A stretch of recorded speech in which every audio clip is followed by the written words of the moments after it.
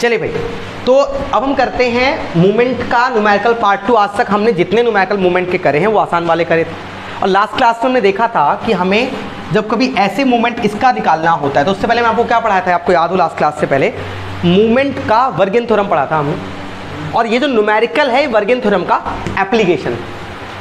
अब होता क्या, देखो इसमें कुछ नहीं करना, आपको एक ब्लॉक दिया हुआ है, ठीक है। इसको बेटर अंडरस्टैंड करने के लिए लास्ट वाली क्लास देखना, समझ आ जाएगा। इसको 20 न्यूटन यहाँ लगा है, 30 न्यूटन यहाँ लगा है, 50 न्यूटन यहाँ लगा है, 70 न्यूटन यहाँ लगा है। आपसे पूछा गया कि अगर हम चारों फोर्सेस को हटाकर 20, 30, 50, 70 को हटाकर एक फोर्स लगाएं, कितनी फोर्स लगाएं, और वो जो एक फोर्स हो उस पूरे को बैलेंस करें। और बैलेंसिंग मतलब हिंदी में वर्ड समझो, बैलेंसिंग का मतलब होता है इक्विलिब्रियम। बैलेंसिंग मतलब इक्विलिब्रियम। इक्विलिब्रियम का मतलब क्या होता है, किसी भी आपको सिस्टम को बैलेंस करना है जिसपे मोर देन वन फोर्सेस लग रही हो, तो उसमें net force in x direction बिल्कुल zero, summation of all forces in y direction become 0, summation of all forces in z direction become 0, and last but not least summation of all movement about any one point। पूरे system एक point उठा लो, B उठा लो, A उठा लो, D उठा लो, या फिर C उठा लो, या कोई पॉइंट बीच में O ले लो, किसी भी एक पॉइंट के अबाउट मूवमेंट निकाल दो, और सारे मूवमेंट का सम कितना होना चाहिए, 0।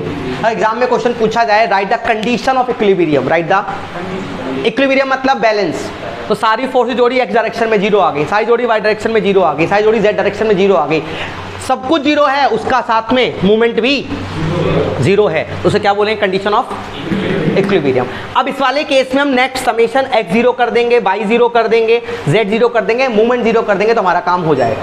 अब देखते हैं जरा कैसे करना है। तो रिजल्टेंट फोर्स निकालने का मेथड क्या होता है। रिजल्टेंट फोर्स निकालने का बच्चों हमने मेथड सीखा था, और हमने सीखा था कि एक हमारे पास पैरेललोग्राम थ्योरम होती है जिसमें एक फोर्स यहाँ होती है, एक फोर्स यहाँ होती है, और इन दोनों क्या करते हैं, दोनों का पैरेललोग्राम बना देते हैं, यहाँ पर रिजल्टेंट फोर्स आ जाता है। इतनी बात याद है, इतनी बात पता है। अब इसका मतलब एक फोर्स यहाँ होगी, वो क्या होगी, Fx, ये वाली क्या होगी, Fy, और क्या निकाल देंगे, रिजल्टेंट। बच्चों एक बात सिंपल समझो, अगर आपका ये Fx है और ये आपका Fy है, तो Fx और Fy के बीच एंगल क्या होगा, 90 डिग्री। और बच्चों अगर भूले ना हो तो यही 90 डिग्री थीटा ही तो है भाई, दो फोर्सेस के बीच का एंगल पैरेललोग्राम थ्योरम में, ये क्या है, थीटा। तो अगर मैं आपका रिजल्टेंट का फॉर्मूला लिखूं तो हमारा आएगा F1 Fx square plus Fy square plus 2Fx Fy cos theta, आया ना, ये फॉर्मूला था। और अगर आप देखें तो इसमें Fx और Fy के बीच एंगल कितना है, 90। अगर cos 90 की वैल्यू मुझे बताए क्लास के अंदर, what is the value of cos 90, 0। What is the value of cos 90, तो sin 90 कितनी होती है, sin 90 1 होता है, तो उल्टा कर दो, cos 90 0 हो जाएगा। जो sin 0 की वैल्यू वो cos 90 की वैल्यू रिवर्स करो, तो क्या हो जाएगा, 0। तो रिजल्टेंट क्या आएगा आपका, under root of Fx square plus Fy square, खत्म हो गया, 0 हो गया बाकी। तो अगर आपने क्या किया, अगर आपको बहुत सारे फोर्सेस दे रखी हो किसी सिस्टम के अंदर, तो सारी सबको जोड़ के Fx और Fy में ले आओ। किस में ले आओ, F और Xy में। तो सारी Fx Fy में आ जाएंगी तो उनका स्क्वायर करके अंडर रूट कर दो, क्या निकल जाएगा, रिजल्टेंट फोर्स निकल जाएगी। और रिजल्टेंट फोर्स जो आएगी हम लगा देंगे। पहले तो निकलेगा रिजल्टेंट फोर्स, उसके बाद निकलेगी उसकी पोजीशन, लगाना कहाँ है, नहीं बात समझ आई। आपने इस पे लगा रखी है 3 फोर्स, 10 न्यूटन 10 न्यूटन 10 न्यूटन, कितनी फोर्स हो गई, 3। कहाँ हो गई, नीचे की तरफ, कितना हो गया, 30। नीचे से 30 न्यूटन लगा दो, बैलेंस हो जाएगा। अब प्रॉब्लम ये हुई कि हमने जो 30 न्यूटन लगाई, ये 10 न्यूटन 10 न्यूटन 10 न्यूटन, मैंने 30 न्यूटन यहाँ लगा दी, नेट फोर्स तो 0 हो गया, बट घूम जाएगा ऐसे, तो क्या चीज़ बाकी रह गया, मूवमेंट। बात समझ आई नहीं आई, नेट फोर्स से नेट फोर्स तो 0 कर दिया आपने निकाल के, रिजल्टेंट निकाल के, लेकिन क्या चीज 0 नहीं हुई उसका, मूवमेंट। मूवमेंट जब आप 0 करोगे तो आपको ये बताना पड़ेगा वो किस जगह लगाएं। तो समझ आया कि आपने 30 न्यूटन ना सेंटर में लगाना है बिल्कुल, तो इससे क्या होगा, बैलेंस हो जाएगा। क्या बात क्लियर होती नहीं होती। तो आप जब पैरेललोग्राम थ्योरम लगाओगे वहां से तो आपका क्या निकल जाएगा, रिजल्टेंट फोर्स, और जब वर्गियन थ्योरम लगाओगे तो वहां से आपका निकल जाएगी पोजीशन ऑफ नेट फोर्स। हालांकि इतना बड़ा क्वेश्चन एमसीक्यू फॉर्म में तो कभी नहीं आया, ये आपका पूरा थ्योरी वाला क्वेश्चन है, लेकिन यू शुड नो कि how to calculate this kind of question. ठीक है, चलो वापस आते हैं। 20 न्यूटन को ब्रेक करते हैं बच्चों, ये मैं इस डायग्राम में कर देता हूँ, हालांकि मुझे डायग्राम बनाना चाहिए अलग। ये ऊपर हो जाएगा ये 20 sin 30, क्लियर है। एक हो जाएगा इस तरफ, ये कितना हो जाएगा 20 cos 30, क्लियर है। ये तो बच्चों वर्टिकल फोर्स है, वर्टिकल फोर्स है कंपोनेंट ब्रेक नहीं करते, जरूरत नहीं है। 60 वाले को देखते जरा एक बार, बड़ा सा बनाऊँ इसको, पहले मैं सी लिख देता हूँ यहाँ पर, ठीक है। ये आपका हो गया कितना, 60 न्यूटन था या 20 था, 50 न्यूटन, और कितना एंगल बन रहा है हॉरिजॉन्टल के साथ, 60 डिग्री। तो कंपोनेंट ब्रेक करते जिस तरह इसका एरो है वहीं पर जाएगा, एरो ऐसे जाएगा अंदर। भाई एरो अगर अंदर जा रहा हो तो डाइवर्स कर दो, बाहर हो तो वो क्या कहते हैं, वो कन्वर्स कर दो, बाहर हो तो डाइवर्स कर दो, ऐसे तोड़ दो। अब यहाँ पर एक एरो यहाँ आएगा, एक एरो यहाँ पर आएगा, ये वाला आएगा बच्चों 50 cos 60, एंगल के साथ वाला cos होता है। ये कितना हो जाएगा 50 sin 60, क्लियर है। और ये वाला 70 न्यूटन, तो जो हॉरिजॉन्टल फोर्स है ब्रेक नहीं होगा इसका। चलो तो summation of all forces in x direction निकालते कितना आएगा।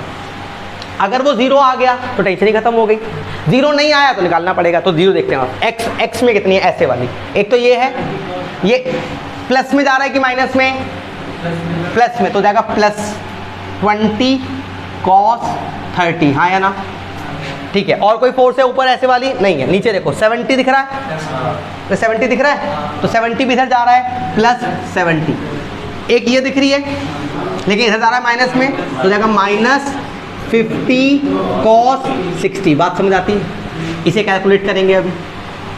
इसे अगला आता है summation of all forces in Y direction. ऊपर देखो ऐसे कोई फोर्स है, नीचे ऊपर जा रही है कहीं, हाँ है एक, ऊपर की तरफ कितनी है ये 20 sin 30, ऊपर या नीचे, ऊपर प्लस या माइनस, प्लस। इसके बाद 30 है, नीचे जा रही है माइनस। उसके बाद यहाँ देखो कोई है ऐसे वाली फोर्स है, ये है 50, ऊपर जा रही है नीचे, प्लस 50 sin 60, यहाँ पर है कोई नहीं है, खत्म। इसको सम कर लेते हैं, चलो सम करते हैं जरा एक बार। चलो इसको सॉल्व करने के बाद आपका जो आंसर आया, अब इसको ग्राफिकली समझो। ग्राफिकली आपके पास fx और fy आ गए। चलो बच्चों ये अब ऐसे बनाते हैं ग्राफ। अभी सारी फोर्सेस ऐसे आ चुकी हैं। fx कितना है, fx मतलब ये कितना है 62.5, प्लस या माइनस, इधर बनाया मैंने, ठीक है, प्लस आ गया इतना न्यूटन। fy कितना है 23, ऊपर बनाओ या नीचे, ऊपर, क्योंकि वो आएगा तो ये fx हो गया आपका। तो fy कितना है 23.5 न्यूटन। इसका बनाओ पैरेललोग्राम, ये आ गया रिजल्टेंट, सॉल्व कर लोगे, बताया मैंने अभी आपको। तो आपका r बराबर, हम अप्रॉक्सीमेट सॉल्व कर ले लेते हैं ताकि हमें, क्योंकि हमें तो आंसर निकालना, हमें तो क्वेश्चन समझना है। तो आपका ये आ गया fy square plus fx square. तो भाई fy कितना है आपका, ये है 23.5 का स्क्वायर, प्लस fx कितना है 62.5 का स्क्वायर। दोनों को जोड़ेंगे तो हमारा रिजल्टेंट वैल्यू आ जाएगी, देखते कितनी आई। चलिए तो रिजल्टेंट हमारा फाइनली आया 66.6 न्यूटन। अर्थात इन सारी फोर्सेस को अगर मुझे बैलेंस करना है तो मुझे कितनी फोर्स लगानी पड़ेगी 66.7।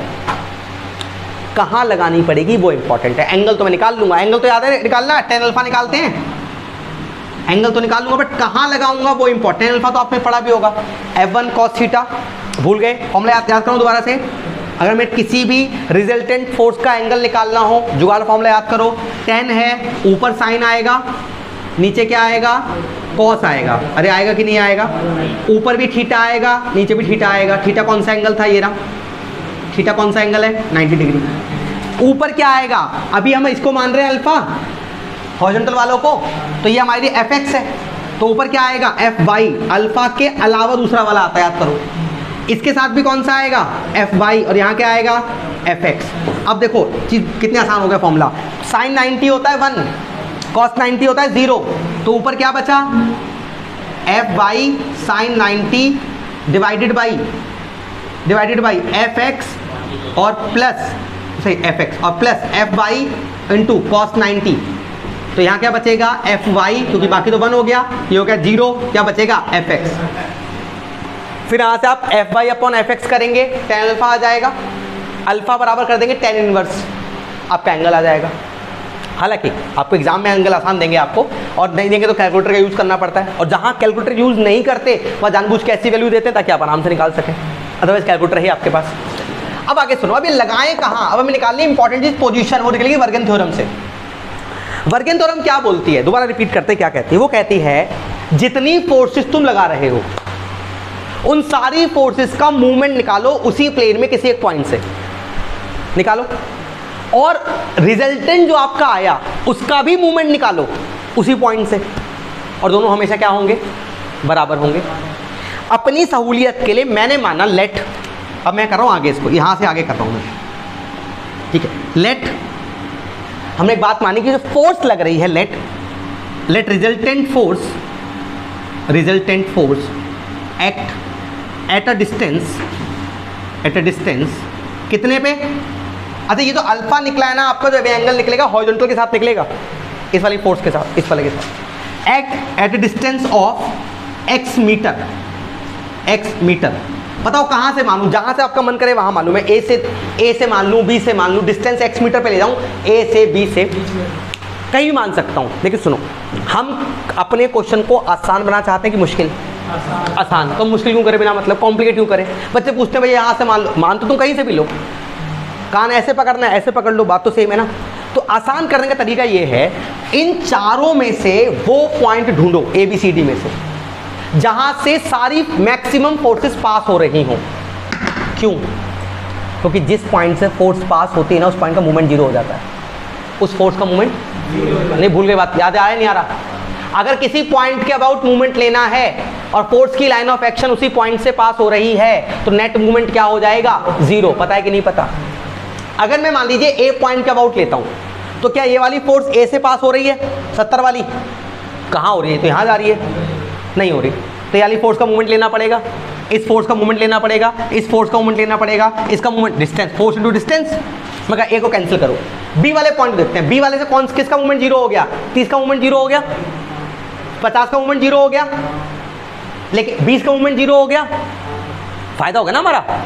लेकिन मुझे मूवमेंट किसका लेना पड़ेगा, 20 इंटू डिस्टेंस और 50 इंटू डिस्टेंस, डी और ए बराबर है। अब अगर आप सी पे लेके देखें, सी पे क्या रहता है बताओ, तो सी पे अगर मैं रह के देखूं, अगर मैं सी पे हूं तो इसका मूवमेंट जीरो, इसका मूवमेंट जीरो, इसका मूवमेंट जीरो, इसका मूवमेंट जीरो, क्योंकि सारी फोर्सेस कौन से पॉइंट से पास हो रही है, सारी फोर्सेस का लाइन ऑफ एक्शन कहां से पास हो रहा है, सी से पास हो रहा है। मुझे मूवमेंट किसका लेना पड़ेगा, सिर्फ 20 sin 30 और 20 cos 30 का, बस खत्म। दो फोर्स का मूवमेंट लूंगा, मेरा काम हो जाएगा। तो पॉइंट हमेशा वो मानूंगा जहां से मेरी कैलकुलेशन क्या हो जाए, आसान हो जाए। आप बी मान लो, सी मान लो, आंसर सेम आएगा, कोई दिक्कत नहीं। तो मैंने माना कि resultant act at a distance of x metre from C, जहां मन करे वहां मान ले। मैंने फिलहाल मान लिया यहां कहीं लग रही है फोर्स, ये कौन सी फोर्स है, रिजल्टेंट। मुझे नहीं पता उधर लग रही है, इधर लग रही है, अभी मुझे नहीं पता कहां लग रही है, ठीक है। हालांकि इधर ही लगेगी, पूछो क्यों, ठीक है। लेकिन हम जो लगाएंगे वो इधर लगाएंगे, पूछो क्यों लगाएंगे इधर। जो हमने नेट रिजल्टेंट निकाला है वो तो इन सब का निकाला है ना, इन सब का नेट रिजल्टेंट इधर लग रहा है। हम बैलेंस करने के लिए कहां लगाएंगे, जस्ट अपोजिट उसके। और कितने एंगल पे लगाएंगे, हॉरिजॉन्टल के साथ, tan अल्फा, कैलकुलेट कर लेंगे उसको। नहीं बात समझ आई? नहीं है तो पूछो, नहीं आई तो पूछो, क्या समस्या नहीं है। अरे समझ आया, फालतू में हाँ करने से नुकसान होता है आपका, ठीक है। अब हमें क्या माना, हमें डिस्टेंस कितनी मानी, इसकी डिस्टेंस कितनी मानी, सी से x मानी। अब माने फ्रॉम सी अप्लाई कौन सी थ्योरम, अप्लाइंग वर्गियन थ्योरम। वेरिगॉन्स होता है एक्चुअली, वेरिगॉन्स थ्योरम। वर्गियन थ्योरम बोलती है summation of movement of all forces बराबर रिजल्टेंट ऑफ मूवमेंट ऑफ क्या, रिजल्टेंट। चलो सारी फोर्स का निकालते हैं, इससे इस फोर्स का मूवमेंट जीरो, इसका जीरो, इसका जीरो, इसका निकालो भाई। हाँ भाई, पहला निकलेगा 20 sin 30, डिस्टेंस कितनी है इस वाले पॉइंट से, इसकी परपेंडिकुलर डिस्टेंस देखो, ये वाली कितनी है बताओ। अरे ये एक फोर्स हो गई, ये पॉइंट हो गया, डिस्टेंस कितनी है परपेंडिकुलर दोनों के बीच की? 1 मीटर। तो कितना हो जाएगा? फोर्स कितनी है? 20 sin 30 मल्टीप्लाई डिस्टेंस कितना है? 1। ये वाली फोर्स ये कौन कितनी है? ये 20 cos 30 और पॉइंट से उसी के पैरेलल दूसरी लाइन खींच लेंगे। कितना डिस्टेंस है? 1। तो प्लस 20 sin 30 cos 30 20 cos 30 और मल्टीप्लाई 1 बराबर रिजल्टेंट कितना है हमारा? 66.7। डिस्टेंस कितनी है उसी पॉइंट से? हमरे बानी ना x, और x ही तो निकालना है। बट एक छोटी समस्या है, पूछो क्या समस्या? ये है, देखना पड़ेगा ना ये मूवमेंट पॉजिटिव है कि नेगेटिव है। तो अगर हमने यहां लिया, इसके अबाउट रोटेट कराया तो ऐसे आया, ये प्लस आया कि माइनस? अरे बताओ, ये क्लॉक है कि एंटी क्लॉक? क्लॉक। ये हो जाएगा माइनस। इसको घुमाओ, ये कैसा है? माइनस। माइनस हो जाएगा। इसको घुमाओ, इसको ऐसे लिया ना हमने, ऐसे घुमाओ, ये भी क्या हो जाएगा? माइनस। नेट माइनस कैंसिल हो जाएगा। हम तो फोर्स इधर लगाएंगे ना भाई, इसको ऐसे ले जाएंगे तो हमारा नेट फोर्स आ रही है इधर, हम लगाएंगे बिल्कुल उसके अपोजिट, क्योंकि बैलेंस करना है भाई। मैं कह रहा हूँ इस बोतल को पे जो नेट फोर्स लग रही है वो इस डायरेक्शन में 30 लग रही है, तो बैलेंस कैसे करूँगा? 30 इधर लगा के अपोजिट डायरेक्शन में, तो नेट माइनस माइनस कैंसिल हो गया हमारा। अब यहाँ से क्या कैलकुलेट कर लेंगे? एक्स कैलकुलेट कर लेंगे जितना भी आएगा, और एक्स क्या होगी? पोजीशन होगी। तो अगर आपसे कोई चीज पूछे इक्विलिब्रियम में कैसे आएगी, तब आप पहले पैरेललोग्राम थ्योरम निकाल के नेट फोर्स निकालेंगे, उसका एंगल निकालेंगे, और वर्गियन थ्योरम निकाल के उसकी डिस्टेंस निकालेंगे। डिस्टेंस क्या है? उसकी पोजीशन है। अप्लाइड मैकेनिक्स में ये क्वेश्चन आता है 10 to 20 मार्क्स का। कितने मार्क्स का? 10 to 20। और इसमें से कोई भी पार्ट एमसीक्यू में कन्वर्ट हो सकता है, कुछ भी पूछ सकता है एमसीक्यू अंदर आपसे। क्योंकि सोचो अगर मैं इसी को देके बोलता है कि इसकी रिजल्टेंट फोर्स इतनी आई है, find the position of resultant force for equilibrium, आपको तो खाली ये कैलकुलेशन करनी थी, 1 नंबर का क्वेश्चन बन गया है। वो तो डिफिकल्टी पे डिपेंड करता है कितना डिफिकल्ट आएगा। ठीक है, चलिए आगे बढ़ते हैं।